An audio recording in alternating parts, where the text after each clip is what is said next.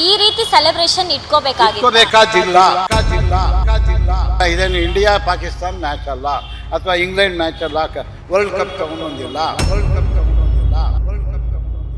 ಅಭಿಮಾನ ಎಲ್ಲರೂ ಮಾಡ್ಕೊಳ್ಳಿರಿ, ಒಂದು ವಾರ ಬಿಟ್ಟು ಮಾಡ್ಬೋದಾಯ್ತು. ನೆನ್ನೆ ಗೆದ್ದಿದ್ದಾರೆ, ಇವತ್ತು ಬಂದು ಕರೆದ್ಬಿಟ್ಟು ಏನು ಅರೇಂಜ್ಮೆಂಟ್ ಇಲ್ದೇನೆ ಮಾಡಿಬಿಟ್ಟು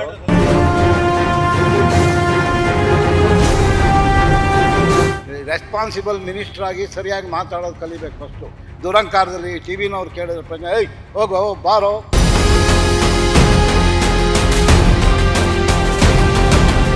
ಏನಾದ್ರು ಕೇಳಿದ್ರೆ ನಾನು ಹಳ್ಳಿಯವನು ಅಂದ್ಬಿಡೋದು. ಏನಾದ್ರು ಎಜುಕೇಷನ್ ಕೋರ್ಟ್ಗೆ ಹೋಗ್ತೀರಾ ಅಂದರೆ ನಾನು ಫುಲ್ಲಿ ಎಜುಕೇಟೆಡ್ ಲಾಯರ್ ರೀ ಅನ್ನೋದು. ಎಲ್ಲರೂ ಅವ್ರವ್ರ ಸೀಟಿಗೆ ತಕ್ಕಂಗೆ ಬರ್ತಿದ್ದಾರೆ. ಈ ಟೈಮೇ ಈ ಸಿದ್ದರಾಮಯ್ಯ ತರಲೆ ಮಾಡ್ತಾಯಿದ್ದಾರೆ. 7 ಕೋಟಿ ಜನ ಮಾಡೋದೆಲ್ಲ ತಪ್ಪು, ಇವನು ಮಾಡೋದು ಮಾತ್ರ ಕರೆಕ್ಟು.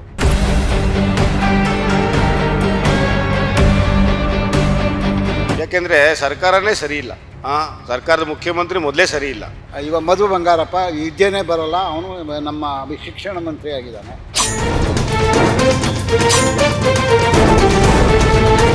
ಆ ಥರ ಇದ್ದರೆ ಸಿದ್ದರಾಮಯ್ಯ MP ಆಗಿಬಿಟ್ಟು ಪ್ರೈಮ್ ಮಿನಿಸ್ಟರ್ ಆಗಲಿ ಒಪ್ಕೋತೀನಿ. MP ಆಗೋಕ್ಕೆ ಇವನಿಗೆ ಯೋಗ್ಯತೆ ಇಲ್ಲ. ಅವ್ರ ಬಗ್ಗೆ ಮಾತಾಡ್ತಾನೆ. ಅವರು ಇದ್ದಾಗ ಯಾವುದೋ ಗ್ಯಾರಂಟಿ ಬಗ್ಗೆ ಮಾತಾಡ್ತಾರೆ. 75 ವರ್ಷದಿಂದ ನಮ್ಮ ಹೆಣ್ಮಕ್ಳನ್ನ ಬೆಗ್ಗರ್ಗಳು ಮಾಡಿದ್ದಾನೆ ಇವನು. 2,2 ಸಾವಿರ ಕೊಡ್ತೀನಿ ತಿಂಗಳಿಗೆ.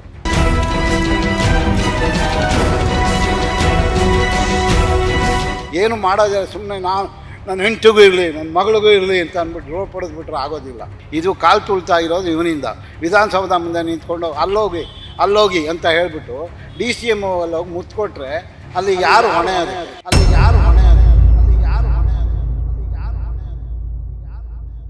ಈ ರೀತಿ ಸೆಲೆಬ್ರೇಷನ್ ಇಟ್ಕೋಬೇಕಾದಿಲ್ಲ. ನಾನು ಹೇಳ್ತಾ ಇದ್ದೀನಲ್ಲ, ಇದೇನು ಇಂಡಿಯಾ ಪಾಕಿಸ್ತಾನ್ ಮ್ಯಾಚ್ ಅಲ್ಲ, ಅಥವಾ ಇಂಗ್ಲೆಂಡ್ ಮ್ಯಾಚ್ ಅಲ್ಲ. ವರ್ಲ್ಡ್ ಕಪ್ ತೊಗೊಂಬಂದಿಲ್ಲ. RCB ಮ್ಯಾಚು ಮಲ್ಯ ಮಾಡಿದ್ದು, ಅವನ್ನೇ ಬಿಟ್ಬಿಟ್ಟು ಇವರು ಕಂಡಕ್ಟ್ ಮಾಡಿದ್ರೆ ಎಂಥದ್ದು ಅರ್ಥ? ಅಭಿಮಾನ ಎಲ್ಲರೂ ಮಾಡ್ಕೊಳ್ಳಿರಿ, ಒಂದು ವಾರ ಬಿಟ್ಟು ಮಾಡ್ಬೋದಾಯ್ತು. ನೆನ್ನೆ ಗೆದ್ದಿದ್ದಾರೆ, ಇವತ್ತು ಬಂದು ಕರೆದ್ಬಿಟ್ಟು ಏನು ಅರೇಂಜ್ಮೆಂಟ್ ಇಲ್ದೇನೆ ಮಾಡಿಬಿಟ್ಟು ಅಲ್ಲೆಲ್ಲ ಮಳೆ ಬಂದಿದ್ದಕ್ಕೆ ಅವ್ರು ಅರ್ಧ ಜನ ಹೋದರು. ಇಲ್ಲ ಅಲ್ಲೇ ಕಾಲು ತುಳ್ತಾ ಆಗ್ಬಿಟ್ಟು ಅಲ್ಲೇ ಸಾಯೋರು. ಅದು ಜ್ಞಾನ ಇಲ್ದಂಗೆ ಒಬ್ಬ ರೆಸ್ಪಾನ್ಸಿಬಲ್ ಮಿನಿಸ್ಟರ್ ಆಗಿ ಸರಿಯಾಗಿ ಮಾತಾಡೋದು ಕಲಿಬೇಕು. ಫಸ್ಟು ದುರಂಕಾರದಲ್ಲಿ ಟಿ ವಿನವ್ರು ಕೇಳಿದ್ರೆ ಪ್ರಶ್ನೆ, ಏಯ್ ಹೋಗೋ ಬಾರೋ. SP ಹಿಡ್ಕೊಂಡು ಬೈಯೋದು ಬಾಯಿ ಬಂದಂಗೆ, ಇನ್ಯಾಕೋ ನಿಂತಿದ್ಯಾ ಅನ್ನೋದು. DC ನೀನು ಯಾಕೋ ಅಲ್ಲಿ ಕೂತಿದ್ದೆ ಅನ್ನೋದು. ಇವೆಲ್ಲ ಲಕ್ಷಣ ಅಲ್ಲ. ಗೌರವ ಏನಾದ್ರು ಕೇಳಿದ್ರೆ ನಾನು ಹಳ್ಳಿಯವನು ಅಂದ್ಬಿಡೋದು.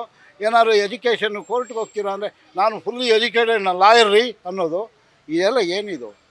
ಒಂದು ಗೌರವ ಇಟ್ಕೋಬೇಕು ಸೀಟ್ಗೆ. ಎಷ್ಟೋ ಜನ ಮಹನೀಯರು ಬಂದು CMಗಳಾಗಿ ಹೋಗಿದ್ದಾರೆ ನಮ್ಮ ದೇಶದಲ್ಲಿ. ಎಲ್ಲರೂ ಅವ್ರವ್ರ ಸೀಟಿಗೆ ತಕ್ಕಂಗೆ ಬರ್ತಿದ್ದಾರೆ. ಈ ಟೈಮೇ ಈ ಸಿದ್ದರಾಮಯ್ಯ ತರಲೆ ಮಾಡ್ತಾಯಿದ್ದಾರೆ. ಮುಖ್ಯಮಂತ್ರಿ ಅಂದ್ರೆ ಈಗ ಸರ್ಕಾರದ ಬೇಜವಾಬ್ದಾರಿಯಿಂದ ಪೊಲೀಸರನ್ನ ಹೊಣೆ ಮಾಡಿ ಅದು ಸಸ್ಪೆಂಡ್ ಮಾಡಿರೋದು ಎಷ್ಟು ಮಟ್ಟಿಗೆ ಸರಿ? ಅದು ಸರಿನೇ ಇಲ್ಲ. ಅದು ಎಲ್ಲರಿಗೂ ಗೊತ್ತಿರೋದೇ, ಇದು ಓಪನ್ ಟ್ರೂತ್ ಅದು ಅಲ್ವಾ? ಇವ್ರು ತಪ್ಪು ಮಾಡಿದ್ದಕ್ಕೆ ಅವ್ರ ಮೇಲೆ ಹೊಣೆ ಹಾಕಿದ್ರೆ ಅವರು ಬೇಕು ಅಂತ ಅಲ್ಲಿ ಏನಿದೆ ಅಂದರೆ ಇವರು ಕರೆಕ್ಟು, ಬೇರೆಯವರೆಲ್ಲ ತಪ್ಪು. 7 ಕೋಟಿ ಜನ ಮಾಡೋದೆಲ್ಲ ತಪ್ಪು, ಇವನು ಮಾಡೋದು ಮಾತ್ರ ಕರೆಕ್ಟು ಅಷ್ಟೇ. ಸರ್, ಫ್ರೀಡಂ ಪಾರ್ಕ್ ನಲ್ಲಿ ಬಿಜೆಪಿ ಪಕ್ಷದ ನಾಯಕರು ಪ್ರತಿಭಟನೆ ಮಾಡಿರೋದು ಎಷ್ಟು ಮಟ್ಟಿಗೆ ಸರಿ ಅನಿಸ್ತಾ ಇದೆ ಸರ್? ಪ್ರತಿಭಟನೆ ಮಾಡಿದ್ದು ಸರಿ ತಪ್ಪುಗಿಂತ ನಡೆದಿರೋ ವಿಚಾರನ ಗಂಭೀರವಾಗಿ ತಗೊಂಡು ಸರ್ಕಾರದ ವಿರುದ್ಧ ಪ್ರತಿಭಟನೆ ಮಾಡೋದು ತಪ್ಪೇನಿಲ್ಲ ಅದು. ಯಾಕೆಂದರೆ ಸರ್ಕಾರನೇ ಸರಿ ಇಲ್ಲ. ಸರ್ಕಾರದ ಮುಖ್ಯಮಂತ್ರಿ ಮೊದಲೇ ಸರಿ ಇಲ್ಲ. ಅವ್ರ ಹೇಳಿಕೆಗಳು ಡಬಲ್ ಹೇಳಿಕೆಗಳು, ವಿಚಿತ್ರ ಹೇಳಿಕೆಗಳು, ನನಗದಕ್ಕೂ ಸಂಬಂಧ ಇಲ್ಲದ ಹೇಳಿಕೆಗಳು, ಇವೆಲ್ಲ ಅಸಹ್ಯ ಇದೆ. ಇದ್ರ ಬಗ್ಗೆ ತುಂಬ ಅಸಹ್ಯ ಆಗ್ತದೆ. ನಡ್ಕೊಂಡ ರೀತಿಯೂ ಸರಿ ಇಲ್ಲ, ವ್ಯವಸ್ಥೆ ಸರಿ ಇಲ್ಲ. ಪ್ರತಿಭಟನೆನ ಜೋರಾಗಿ ಮಾಡಬೇಕಾಗಿತ್ತು. ಮಾಡಿರೋದು ಎಫೆಕ್ಟ್ ಆಗಬೇಕು ಸರ್ಕಾರಕ್ಕೆ, ಆ ಥರ ಮಾಡಬೇಕಿತ್ತು. ಇವರು ಅಷ್ಟು ಎಫೆಕ್ಟ್ ಆಗಿರೋಕ್ಕೆ ಕಾಣಲ್ಲ. ಮಾಡಿರೋದು ಇನ್ನೂ ಜೋರಾಗಿ ಮಾಡಿ ಪ್ರತಿಭಟನೆ ಮಾಡಿ ಸರ್ಕಾರಕ್ಕೆ ತಗಲಬೇಕು. ಇದು ಆ ಥರ ಮಾಡಬೇಕಿತ್ತು. ವ್ಯವಸ್ಥೆ ಹಾಳಾಗಿದೆ. ಪ್ರತಿಭಟನೆಗಳನ್ನು ಮಾಡೋರು ಇನ್ನೂ ಸರೋಗಲ್ಲ. ಮುಖ್ಯಮಂತ್ರಿ ಆಗಲಿ, ಯಾವನೇ ಮಿನಿಸ್ಟ್ರ್ ಆಗಲಿ, ಆಯಾಯ ಇದಕ್ಕೆ ಖಾತೆಗಳಿಗೆ ಸಂಬಂಧಪಟ್ಟವರು ಮಾತಾಡಿ ಅದಕ್ಕೆ ಪರಿಹಾರ ಕಂಡು ಹಿಡ್ಕೋಬೇಕು. ಮೇಯ್ನ್ ಮಲ್ಲಿಕಾರ್ಜುನ್ ಖರ್ಗೆ ಮಗನ ಹತ್ರ ಹೋಗಿ ಎಲ್ಲರೂ ಕೇಳ್ತಾರೆ ಟಿ ವಿನವರು. ಅವನು ಎಲ್ಲದಕ್ಕೂ ಇಂಟರ್ಫಿಯರ್ ಆಗ್ತಾನೆ. ಅವನದೇನಿದೆ ಆ ಟೆಕ್ನಾಲಜಿ ಬಗ್ಗೆ ಅವನು ತಲೆ ಕೆಡಿಸ್ಕೋಬೇಕು, ಅದು ಮಾಡ್ತಿಲ್ಲ. ಇನ್ನೊಂದು BJP ಅವ್ರಿಗೆ ಏನಂದರೆ ರಾಜೀನಾಮೆ ಕೊಡೋದ್ರಿಂದ ಯಾವುದೂ ಪ್ರಯೋಜನ ಇಲ್ಲ. ತಪ್ಪು ಒಪ್ಕೋಬೇಕು, ಅದನ್ನು ಒಪ್ಸೋ ಹಾಗೆ ಏನು ಕಾರ್ಯಕ್ರಮ ಮಾಡಬೇಕು ಅದನ್ನು ಮಾಡಲಿ. ಅದು ಬಿಟ್ಟು ರಾಜೀನಾಮೆ ಕೊಡಿ ಅಂದರೆ ಅವ್ರು ಬಿಡಲ್ಲ, ಇಬ್ಬರು ಸೀಟ್ ಬಿಡಲ್ಲ. ಅದು ಪರ್ಮನೆಂಟಾಗಿ 5 ವರ್ಷ ಕಚ್ಕೊಂಡಾಗಿದೆ. ಅವ್ರಿಗೆ ಮೆಜಾರಿಟಿ ಇದೆ. ಆದ್ದರಿಂದ ಯಾವುದೇ ಕಾಮೆಂಟ್ಸ್ ಮಾಡಿದ್ರು ಅವರು ಖಾಲಿ ಮಾಡಲ್ಲ ಜಾಗ. ಆದ್ದರಿಂದ ಮೊದಲು ತಪ್ಪು ಒಪ್ಕೋಬೇಕು, ನನ್ನ ತಪ್ಪಾಗಿದೆ ಅಂತ. ಒಬ್ಬೊಬ್ಬರು ಮೋದಿನ ಬೈಯೋದು, ಇನ್ನೊಬ್ಬನ ಬೈಯೋದು, ಅಲ್ಲಿ ಕಾಲು ತುಳ್ತಾ ಇತ್ತು ಕುಂಭಮೇಳದಲ್ಲಿ, ಇದೆಲ್ಲ ಹೇಳೋದು ರೀಸನ್ ಅಲ್ಲ. ಟಿ ವಿನವರು ಅಷ್ಟೇ ಅದಕ್ಕೆ ಒತ್ತಾಯ ಮಾಡಬೇಕು, ನಿಮಗೆ ಕೇಳಿರೋ ಪ್ರಶ್ನೆಗೆ ಉತ್ತರ ಕೊಡಿ ಅಂತ. ಟಿ ವಿನವರು ಸರಿಯಾಗಿ ಕೇಳ್ತಾ ಇಲ್ಲ, ಇದರಿಂದ ದೇಶ ಹಾಳಾಗಿರೋದು. ಟಿ ವಿನವರು ಮೊದಲು ಎದ್ದು ನಿಂತ್ಕೋಬೇಕು ಇದಕ್ಕೆಲ್ಲ, ಆವಾಗಲೇ ಅವ್ರಿಗೆ ಮಕ್ಕುಭಂಗ ಆಗೋದು ಎಲ್ಲ ಆಗೋದು. ಪ್ರಚಾರಕ್ಕೋಸ್ಕರ ಎಲ್ಲರೂ ಎಲ್ಲ ಥರನೂ ಮಾತಾಡಿ ಕೆಡಿಸ್ಕೊಂಡಿದ್ದಾರೆ. ಇವಾಗ ಮಧು ಬಂಗಾರಪ್ಪ ವಿದ್ಯೆನೇ ಬರೋಲ್ಲ, ಅವನು ನಮ್ಮ ಶಿಕ್ಷಣ ಮಂತ್ರಿ ಆಗಿದ್ದಾನೆ. ಮಲ್ಲಿಕಾರ್ಜುನ ಮಗ ಅದು ಯಾವುದೋ ಬಯೋಟೆಕ್ನಾಲಜಿ ಯಾವುದಕ್ಕೋ ಮಿನಿಸ್ಟ್ರು, ಅದು ಬಿಟ್ಬಿಟ್ಟು BMTC ಬಸ್ ಬಗ್ಗೆ ಮಾತಾಡ್ತಾನೆ. ಮೋದಿ ಬೈಯಕ್ಕೆ ಇವ್ರಿಗೇನಿದೆ ತಾಕತ್ತು? ಆ ಥರ ಇದ್ದರೆ ಸಿದ್ದರಾಮಯ್ಯ MP ಆಗಿಬಿಟ್ಟು ಪ್ರೈಮ್ ಮಿನಿಸ್ಟರ್ ಆಗಲಿ ಒಪ್ಕೋತೀನಿ. MP ಆಗೋಕ್ಕೆ ಇವನಿಗೆ ಯೋಗ್ಯತೆ ಇಲ್ಲ, ಅವ್ರ ಬಗ್ಗೆ ಮಾತಾಡ್ತಾನೆ. ಅದಕ್ಕೆ ನಾನು ಹೇಳೋದು, ಬೇರೆ ಏನಿಲ್ಲ.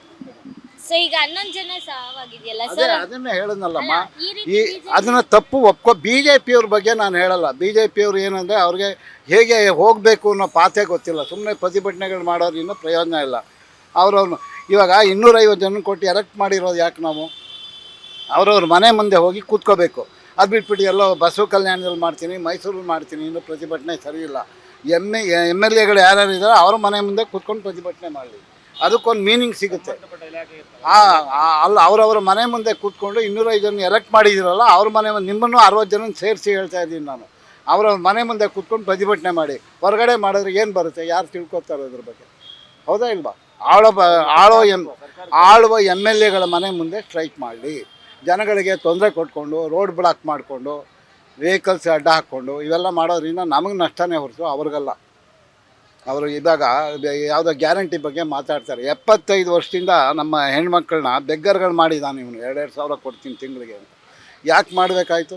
75 ಊಟ ಮಾಡಿಲ್ವಾ ಅವರು? ಬಸ್ಸಲ್ಲಿ ಓಡಾಡೇ ಇಲ್ವಾ? ಇವನೇನು ಕೊಡೋವಂಥದ್ದು? ಎಷ್ಟೋ ಮನೆಗಳು ಹಾಳಾಗಿದೆ ಅದರಿಂದ. ಲೋ ಕ್ಲಾಸ್ ಮನೆಗಳು ಹಾಳಾಗಿದೆ. ಸಿದ್ದರಾಮಯ್ಯ ಅದಕ್ಕೆಲ್ಲ ತಲೆ ಕೆಡಿಸ್ಕೋಬೇಕು, ಎಂಕ್ವೈರಿ ಮಾಡಬೇಕು, ವಿಷಯಗಳನ್ನು ತಿಳ್ಕೋಬೇಕು. ಆವಾಗ ಅದಕ್ಕೆ ಮೀನಿಂಗ್ ಇರುತ್ತೆ.